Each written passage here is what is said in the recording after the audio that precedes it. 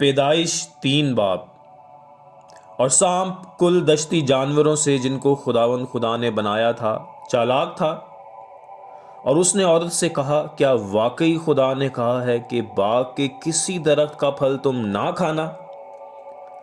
عورت نے سانپ سے کہا کہ باغ کے درختوں کا پھل تو ہم کھاتے ہیں، پر جو درخت باغ کے بیچ میں ہے اس کے پھل کی بابت خدا نے کہا ہے کہ تم نہ تو اسے کھانا اور نہ چھونا ورنہ مر جاؤ گے۔ تب سانپ نے عورت سے کہا کہ تم ہرگز نہ مرو گے، بلکہ خدا جانتا ہے کہ جس دن تم اسے کھاؤ گے تمہاری آنکھیں کھل جائیں گی اور تم خدا کی مانند نیک و بد کے جاننے والے بن جاؤ گے۔ عورت نے جو دیکھا کہ وہ درخت کھانے کے لیے اچھا اور آنکھوں کو خوشنما معلوم ہوتا ہے اور عقل بخشنے کے لیے خوب ہے، تو اس کے پھل میں سے لیا اور کھایا اور اپنے شوہر کو بھی دیا اور اس نے کھایا۔ تب دونوں کی آنکھیں کھل گئیں اور ان کو معلوم ہوا کہ وہ ننگے ہیں، اور انہوں نے انجیر کے پتوں کو سی کر اپنے لیے لنگیاں بنائیں۔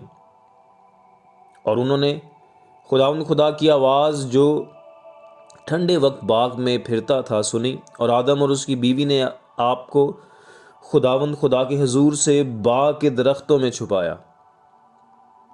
تب خداوند خدا نے آدم کو پکارا اور اس سے کہا کہ تو کہاں ہے؟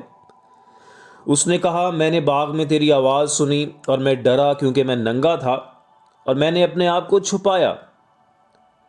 اس نے کہا، تجھے کس نے بتایا کہ تو ننگا ہے؟ کیا تو نے اس درخت کا پھل کھایا جس کی بابت میں نے تجھ کو حکم دیا تھا کہ اسے نہ کھانا؟ آدم نے کہا کہ جس عورت کو تو نے میرے ساتھ کیا ہے اس نے مجھے اس درخت کا پھل دیا اور میں نے کھایا۔ تب خدا نے عورت سے کہا کہ تو نے یہ کیا کیا؟ عورت نے کہا کہ سانپ نے مجھ کو بہکایا تو میں نے کھایا۔ اور خدا نے سانپ سے کہا، اس لیے کہ تو نے یہ کیا تو سب چوپایوں اور دشتی جانوروں میں ملاؤن ٹھہرا، تو اپنے پیٹ کے بھل چلے گا اور اپنی عمر بھر خاک چاٹے گا، اور میں تیرے اور عورت کے درمیان اور تیری نسل اور عورت کی نسل کے درمیان عداوت ڈالوں گا، وہ تیرے سر کو کچلے گا اور تو اس کی ایڑی پر کاٹے گا۔ پھر اس نے عورت سے کہا کہ میں تیرے درد حمل کو بہت بڑھاؤں گا، تو درد کے ساتھ بچے جنیں گی اور تیری رغبت اپنے شوہر کی طرف ہوگی اور وہ تجھ پر حکومت کرے گا۔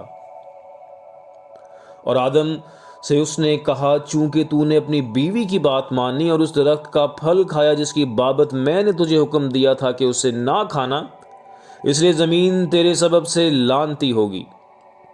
مشقت کے ساتھ تو اپنی عمر بھر اس کی پیداوار کھائے گا، اور وہ تیرے لیے کانٹے اور اونٹ کٹارے اگائے گی، اور تو کھیت کی سبزی کھائے گا۔ تو اپنے منہ کے پسینے کی روٹی کھائے گا جب تک کہ زمین میں تو پھر لوٹ نہ جائے، اس لیے کہ تو اس سے نکالا گیا ہے، کیونکہ تو خاک ہے اور خاک میں پھر لوٹ جائے گا۔ اور آدم نے اپنی بیوی کا نام حوا رکھا، اس لیے کہ وہ سب زندوں کی ماں ہے۔ اور خدا نے آدم اور اس کی بیوی کے واسطے چمڑے کے کرتے بنا کر ان کو پہنائے۔ اور خدا نے کہا، دیکھو انسان نیک و بد کی پہچان میں ہم میں سے ایک کی مانند ہو گیا، اب کہیں ایسا نہ ہو کہ وہ اپنا ہاتھ بڑھائے اور حیات کے درخت سے بھی کچھ لے کر کھائے اور ہمیشہ جیتا رہے۔ اس لیے خدا نے اس کو باغ عدن سے باہر کر دیا تاکہ وہ اس زمین کی جس میں سے وہ لیا گیا تھا کھیتی کرے۔ چنانچہ اس نے آدم کو نکال دیا اور باغ عدن کے مشرق کی طرف کروبیوں کو اور چوگرد گھومنے والی شعلہ زن تلوار کو رکھا کہ وہ زندگی کے درخت کی راہ کی حفاظت کریں۔ پاک کلام کا پڑھا اور سنا جانا ہم سب کے لیے باعث برکت ہو۔ پیدائش 4 باب۔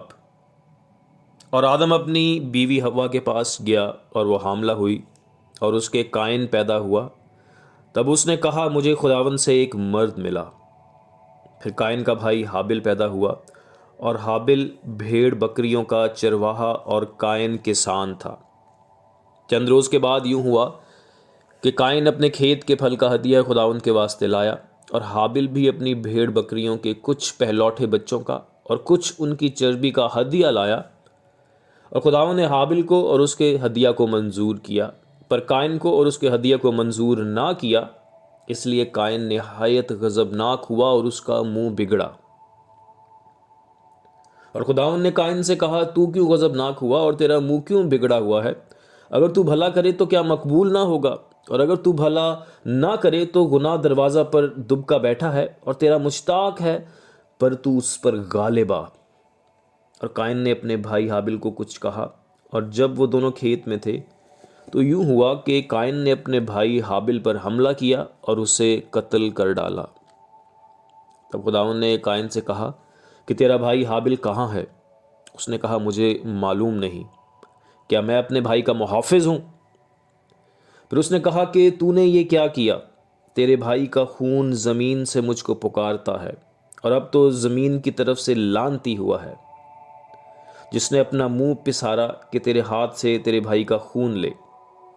جب تو زمین کو جوتے گا تو وہ اب تجھے اپنی پیداوار نہ دے گی، اور زمین پر تو خانہ خراب اور آوارہ ہوگا۔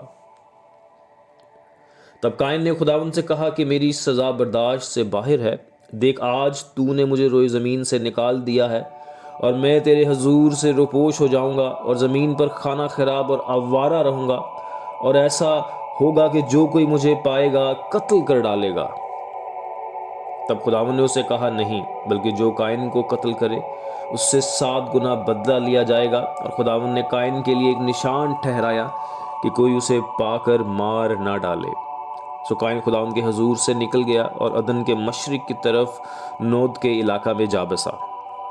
اور قائن اپنی بیوی کے پاس گیا، اور وہ حاملہ ہوئی، اور اس کے حنوک پیدا ہوا، اور اس نے ایک شہر بسایا اور اس کا نام اپنے بیٹے کے نام پر حنوک رکھا۔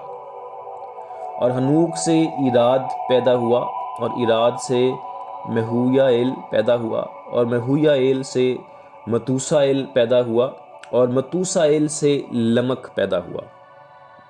اور لمک 2 عورتیں بیاہ لایا، ایک کا نام ادا اور دوسری کا نام زلا تھا۔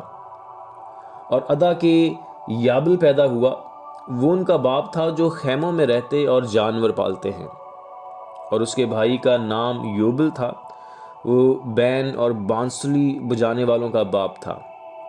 اور زلا کے بھی توبل قائن پیدا ہوا، جو پیتل اور لوہے کے سب تیز ہتھیاروں کا بنانے والا تھا، اور نما توبل قائن کی بہن تھی۔ اور لمک نے اپنی بیویوں سے کہا کہ اے ادا اور زلا، میری بات سنو۔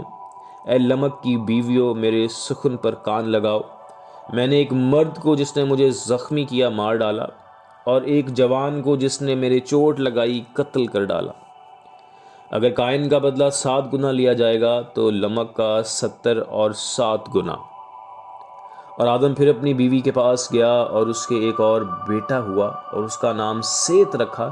اور وہ کہنے لگی کہ خدا نے حابل کے عوض جس کو قائن نے قتل کیا مجھے دوسرا فرزند دیا۔ اور سیت کے ہاں بھی ایک بیٹا پیدا ہوا جس کا نام اس نے انوس رکھا۔ اس وقت سے لوگ یہوہ کا نام لے کر دعا کرنے لگے۔ پاک کلام کا پڑھا اور سنا جانا ہم سب کے لیے باعث برکت ہو، آمین۔